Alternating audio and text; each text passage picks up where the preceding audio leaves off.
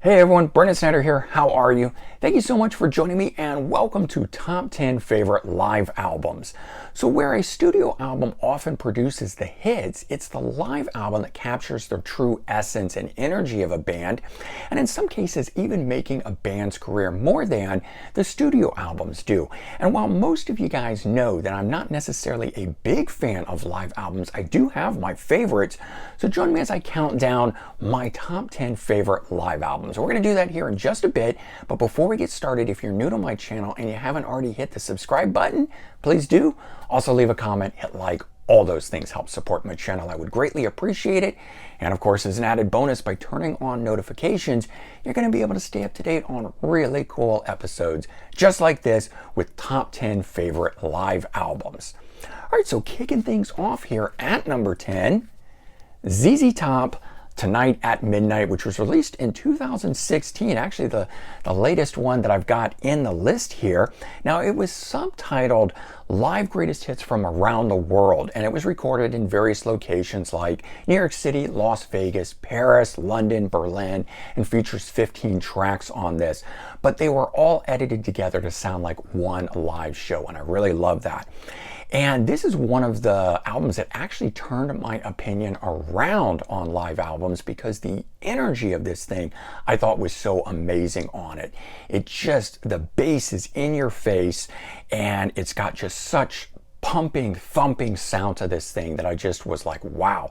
And I love actually putting this on now more than some studio albums. And again, if any of you guys know me, and I always talk about studio albums and things of that nature, that's saying a lot for this album that I actually will throw this on over some of the other studio albums. Okay, coming in at number 9, Def Leppard, Live at the LA Forum from 1983. Actually flip that one around just so you can see, because this one here, while being recorded on their third studio album Pyromania that came out at the time, it was a bonus disc for the Pyromania 20th Anniversary Deluxe Edition, which came out in 2009, and then later got this re-release here in the CD Collection Volume 1 box set in 2018, getting its own artwork and a standalone release like this. And I kind of keep hoping that they'll actually release it as a standalone thing for everybody to get, because it's such a good live album. And I have to say, Def Leppard has never been a tremendously great live band. They were a lot better early on when Joe Elliott could still hit those high notes and so forth. But this recording here from 1983 was one of those things where I'd only ever heard some live stuff from the late 80s into the early 90s and so forth, where it just really wasn't sounding that strong. Never gave me, excitement to go see the band live. But when I heard this here, I was blown away. I've loved this live release ever since it came out as part of the deluxe edition for Pyromania, and was so glad to get it as a standalone release here. If you've never seen this one, do try to track it down if you can. Coming in at number 8, Motley Crue, Live Entertainment or Death, which was released in 1999. This one here is 2 discs, and it's broken up into 2 different eras of the band. Disc 1 follows the first 2 albums of the band, which I think is the best sounding of the 2 discs that's here. Disc 2 follows albums 3, 4, and 5. What's weird is that there's no tracks from their 6th and 7th studio albums at the time. It's the self-titled from 1994, and that was recorded with vocalist John Corabi, not Vince Neil, and this was a reunion around the reunion time with Vince Neil. So understandable that that's not here, but it also doesn't have anything from Generation Swine, which came out in 1997, and that was a decidedly different sounding album with the industrial, tinge and drum loops and backbeats and all that kind of stuff going on with it. And now I will say that I actually think it's better that they did leave that stuff off, because it makes this album a bit more timeless. I think if they had had the Generation Swine tunes on there, it would have locked it into that late 90s feel, and I probably wouldn't be returning to it as much. But instead, this has all the hallmarks of a classic sounding album. Now, the thing is, though, it is believed that there are heavy overdubs on this album. There's no real information one way or the other on it. The band has stayed pretty quiet about it. Some people have come out and said, here's a bootleg of this show that they claim that the song is from. Listen to the one from the live album. They just don't match up. And I wouldn't be surprised if that's the case. I'm going to cover that on a number of these albums here that are classic albums that have overdubs and whatnot on it. That's just the nature of some of these things here, but it's a great sounding album nonetheless. All right, coming in at number 7, Whitesnake, Live in the Heart of the City from 1980. First official live album from Whitesnake at the time, covering 4 albums that they put out between 78 and 80. So we got Snakebite 78, which was actually an EP, and then later on they tacked on some stuff to make it a full-length album. But Trouble in 78, Love Hunter 79, which is my favorite of the early albums, and Ready and Willing 1980. And it's got an absolutely stellar cover of the Bobby Bland song that's the title track from here. Live in the Heart of the, or just In the Heart of the City is the name of that song. But this was one of those ones where I threw this on and just couldn't believe how amazing they sounded early on with that blues rock sound like Deep Purple and everything, which was so different than what I knew them from in the late 80s with the sort of more glam metal, heavy metal sound and everything like that. But this early stuff from 78 to 1980, absolutely amazing. I still to this day love this as my favorite Whitesnake live album. All right, coming in at number 6, Scorpions Live Bites from 1995. Cool little single disc collection of songs here. Their 3rd official live release, with only 1 song repeating from those 2 earlier ones. Tokyo Tapes also had the song In Trance, which appears here. And at that time, I'd never heard any of that earlier stuff like that. So when I got this live album and heard that, it was actually my favorite song off the live recording, and it opened me up to that early period of the Scorpions before they became so famous and everything, and with Willie John Roth and whatnot. All the rest of the songs that are on here are appearing live for the first time, so that was just another cool thing, that you could own all 3 of those early live albums. Things weren't repeating and put them on back to back and so forth. Whereas now, later days, they've released lots and lots of live albums, you know, archival material and all that sort of stuff. And of course, it just, you know, it's all different shows and songs repeat and so forth.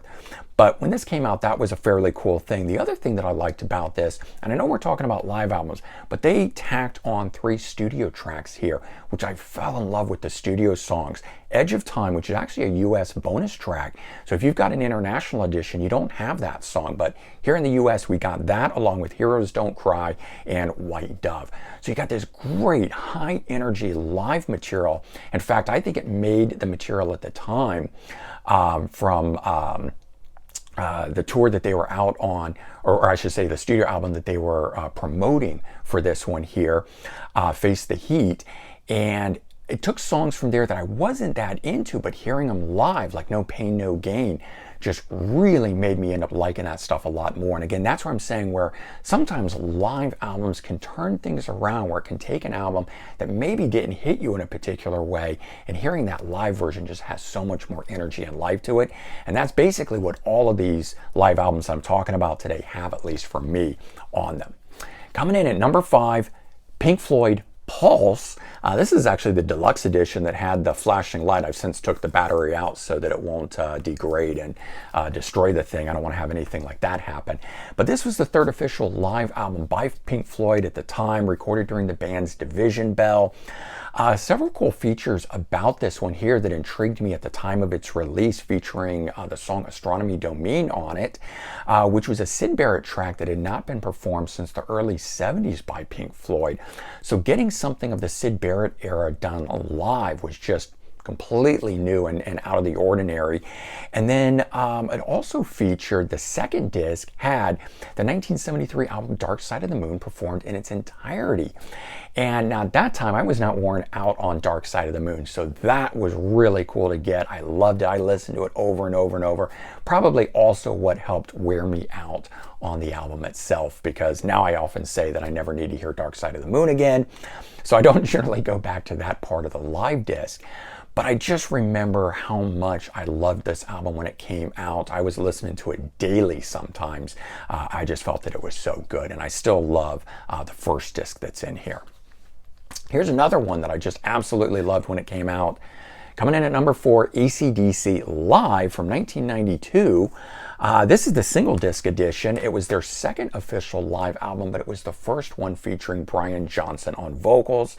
And so they did release a 2 CD edition of this that came in what appeared like a long box, and it actually had one of the they called Angus bucks, the dollar bills that fell from the top of the arena like Money Talks and so forth. Was pretty cool. I actually went to the concert and got some of those Angus bucks before I got this, but I thought it was really cool that they were giving those away in the deluxe edition for the fans that didn't get one at the show. And I just think that this live album here is a testament to the Brian Johnson years, showing how it can enhance the legacy from the Bon Scott years. I mean, everyone likes to go back to the Bon Scott era and so forth. I grew up with the Brian Johnson era of the band, so of course I'm going to lean towards that. But this live album here is absolutely stellar. It is outstanding. Again, just another one with so much energy. One track after the other on here. So good. Whether you listen to the 2 CD edition, which I have, or this one, the single disc, which cuts out a little bit of the filler in it, so I tend to throw this one on more now. But I love both of them, and I think either one of those is really good and should come in where it does here at number 4. Okay, coming in at number 3, Deep Purple, Made in Japan, from 1972. Classic live album here. First official live album without an orchestra, because Deep Purple did record Concerto for Group and Orchestra in 1969, and that was live. But that didn't showcase the band's real live persona and stage show, which this one does here. This one was recorded on their first tour of Japan, so probably why they also have so much more energy included within this, just them going out really having to prove themselves and that sort of stuff. But it captured how the band really sounded, and some of the early studio material didn't really do that. It was very hard to do in the early 70s, so live albums really helped to capture the way a band truly sounded, and was both successful commercially and critically, doing really helping to make a name for the band itself, more so than even their earlier albums, although now a lot of people go back to Machine Head. But that album and this one together really did define the band themselves. And another one here that defined a band, coming in at number 2, UFO Strangers in the Night from 1979. This is a deluxe edition reissue version of it. Second official live album, but first one to feature Michael Schenker on guitar. This one here's got to be one of the most classic live albums of all time. If you hear the Deep Purple Made in Japan, or you hear some of these other ones, this one here is always bandied about and thrown around and so forth, but I think for good reason. There's certain other ones that I chose not to include here because they just don't blow me away the way that this one does. But this one here, really good. But then again, it's also marred with a lot of controversy over how much of the album was actually recorded live versus in the studio. We do know that at least 2 of the songs here were studio songs with crowd noise added to them, Mother Mary and the Kids, or This Kids. The box set version of this, which came out in 2020, has all of the live shows that everything was originally pulled from before it was overdubbed or fixed or tweaked or whatever. And so you can finally hear what they really sounded like live on that tour. And for the most part, that is the way this album here sounds. But there's things that are tweaked on it and everything. And so there's always been that back and forth between, again, how much of this album is actually live versus how much of it is a studio recording or overdubbed.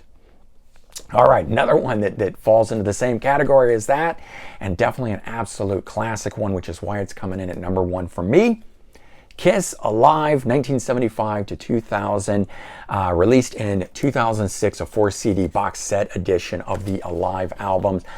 I couldn't decide, whether to go with the classic or number 2, and I grew up with them when they released Alive 3, so I just fell in love with all of those, and I decided I'm going to just put in the box set here and go with that. But what's cool is it's got those first 3 Alive albums, and then it's got the Millennium Concert, which was recorded on their farewell tour in 1999 with the original lineup of the band, and was originally going to be Alive 4, and then it got shelved and not released, and they put out the other one that was recorded with the symphony.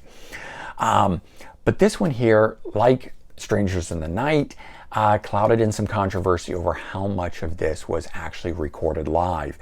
And versus in the studio. And so with the most recent soundboard recordings that have been coming out, including some of them that were recorded at the same time, I think it's pretty clear to see that this album itself, like Alive, is not really fully live because they just don't sound that good on those early recordings. Whereas you've even had now Eddie Kramer and Gene Simmons come forward at different times to say, yes, they did do a lot of studio overdubs and re-recording in the studio to fix things, to really bring across the sound of the band and make it sound live like they do in concert, because they just weren't able to capture a lot of that stuff with those early recordings and so forth. But shouldn't take away from anything from it. I'm looking at these as just amazing live albums, whether they've got some studio recordings in them or not. They're just classic albums in and of themselves. And so there you go. Those are my top 10 favorite live albums, even if they've got some studio overdubbing in them.